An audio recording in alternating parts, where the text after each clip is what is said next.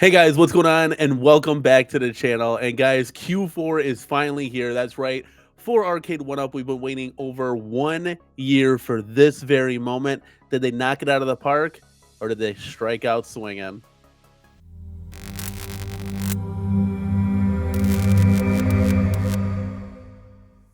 So guys, in today's video, we're going to go ahead and break down the full and complete lineup to Arcade1up's 2024 releases.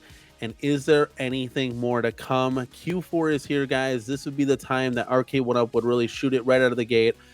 Last year, they did a whole bunch of re-releases, but is the same thing going to come to fruition? Or with Arcade1up's recent struggles, are they just going to stay in line with what we see on this picture, plus the Costco exclusives being the pub table and the XL Midway Golden Tee cab? So if we start in the beginning of the year of 2024 here, we got the first cab that was released, and it was sort of a rehash and a confusing rehash, to just say the least. We had the Marl Vers Capcom 2 XMen 97 edition deluxe cabinet. That was a partnership with Disney with the new cartoon coming out. Now, this cabinet was met with mixed reviews. Newcomers to Arcade1up were happy about the cabinet, and those that celebrated the games that were on it. Veterans like us that are in the community were just confused as why MVC2 game list was on the XMen 97 and why didn't they use the XMen 97 beat 'em up for this. But at the end of the day, this was an upgrade over the Marl Vers Capcom 2 cabinet they released a year prior. Upgraded speaker grills, deluxe form factor, screw cap covers, the play guard deck surface, the right art on the deck. I mean, there was a lot to like about this cabinet, but there was also a lot to hate about the cabinet as well. Now, we went ahead and purchased XMen 97, as you guys see behind me. You know, Mrs. CornerCade, she really wanted it, and I couldn't let her down with it. And as we soon discovered with the unboxing and review videos, that this was truly an actual upgrade with screen positioning height, better speaker power to them. They were a lot louder. Marquee looked great, and you know, at the end of the day, guys, we're gonna transform that cab into a mod project of our own. It's gonna be X-Men Children of the Atom cab, featuring one of the games that's on the cabinet. But again, this cabinet reached a lot of people, as far as people outside of our community that were pretty interested in it, with the new cartoon, you know, hyping it up. So there were some interesting things. It was kind of split 50-50 at the end of the day. Now, this next cabinet here, the Golden Tee 35th anniversary deluxe cabinet, this was one that I was actually pretty excited and pretty hyped about, and I'll tell you why.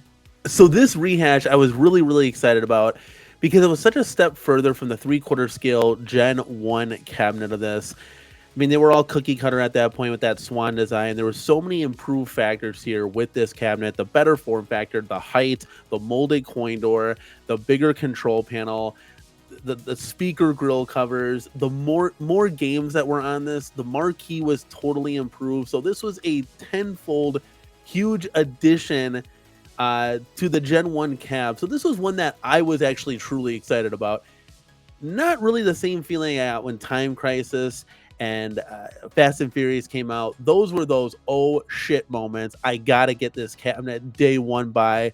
110%. Now, so far we're 2 for 2. We got the XMen 97, we got this one, but still was kind of a lackluster feeling going into the year, as we had a huge lull after these two cabinets were released.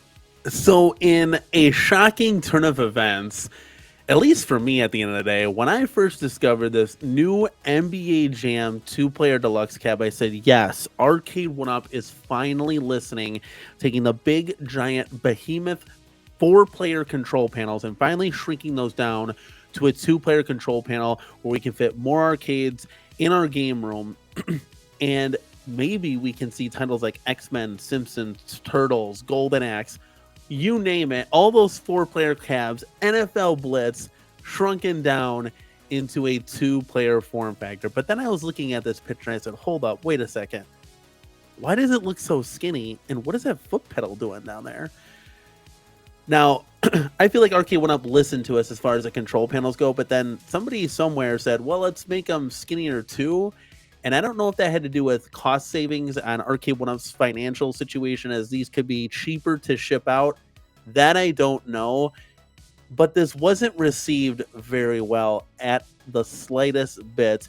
And there was a lot of feedback and critique on Arcade 1-Up from the community for this brand new sort of form factor that they may be using going forward.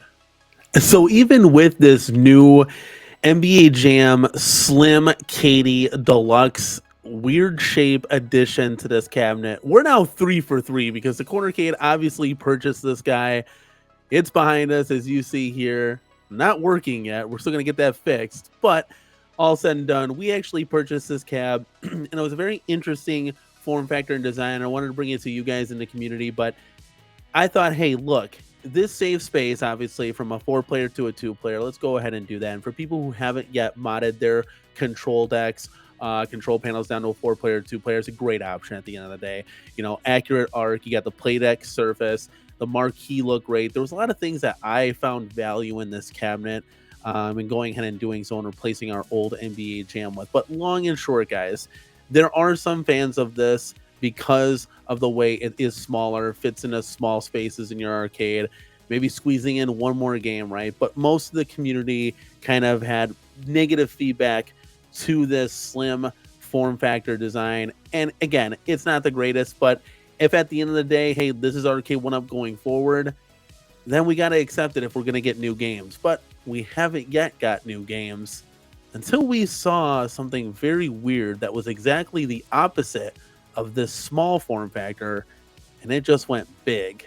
And that's right, that big thing is this guy right here, the 1XL a year, the Costco exclusive that everybody who likes the XL form factor has been waiting for. It was very rumored and heavily pressed that Arcade 1-Up was going to come out with a Star Wars Atari, which would have knocked everything out of the park, right? But Costco said no to that due to bad graphics on the machine. So they came up with this guy, the Golden Tee / Midway cabinet that we thought here at the CornerCade was going to be a Golden Tee / Space Invaders, which would have been way cooler than this guy, at least. I don't know. The controls to this are messed up all across the board. Defender, Gorf, you name it. These games just can't play the way that they should be played. And I got a chance to get my hands on this guy, and it was just kind of a disaster, to be quite honest with you. But to the casual people that stopped through at Costco, this was a huge hit. When I was there, people were really excited about it, wanted to play it, wanted to ask questions about it. But to the people in the home arcade community, the hardcores out there, this was a hard pass. There are some factors.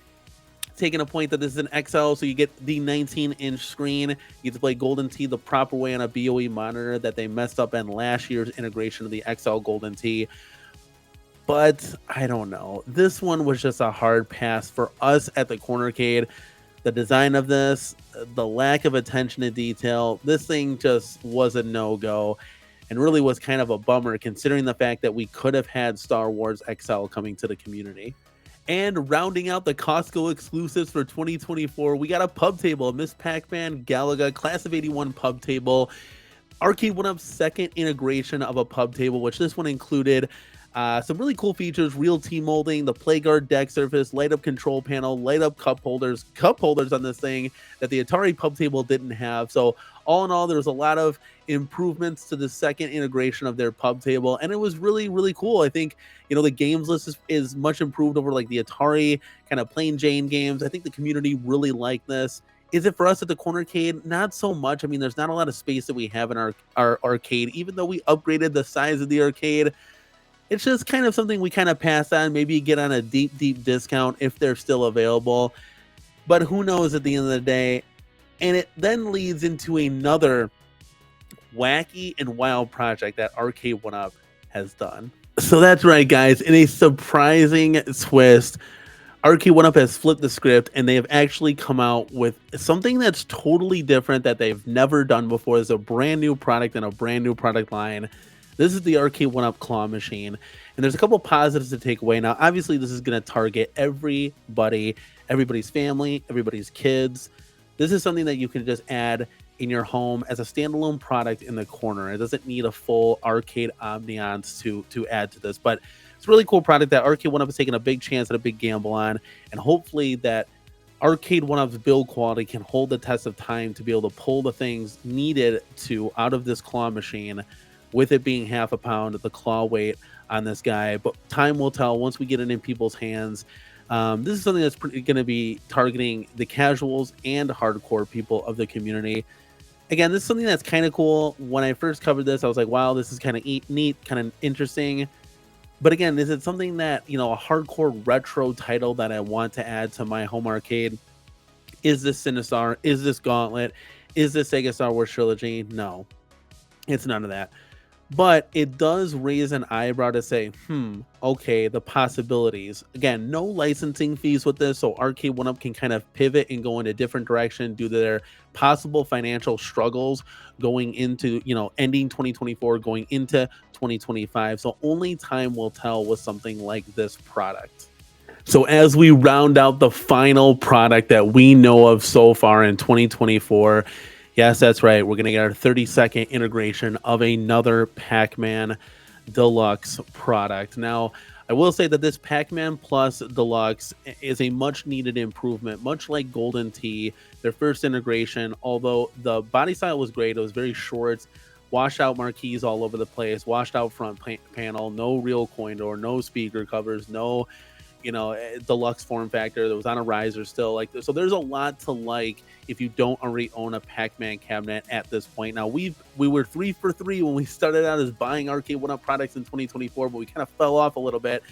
I am down to possibly getting the claw machine and this new, or I should say, this PacMan plus the deluxe machine. I feel like there's a lot of modding potential in this one, much like the claw machine as well. You can do a lot of cool things with that, but time will tell if we actually jump on it and make a purchase, maybe during a sale or something like that. But again, nothing to really get excited about. When I first saw this, it was like, oh, okay, that's kind of cool. Let me see what the features are. Okay, they'll get the marquee right, so that'll be better. But just nothing that's really exciting at the end of the day. So with 2024 here nearing the end, we're in Q4. This is the time that Arcade1up would go hard with their products.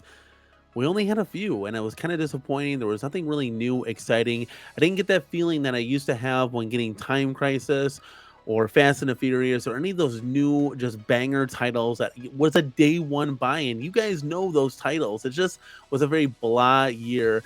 Now, looking ahead to 2025, Arcade1up has promised that they would be at CES again, making the return. And if they're going to be there, they got to be coming with a banger title. They got to be coming with some cool and exciting products. Otherwise, why go at the end of the day, especially for a company that's struggling financially?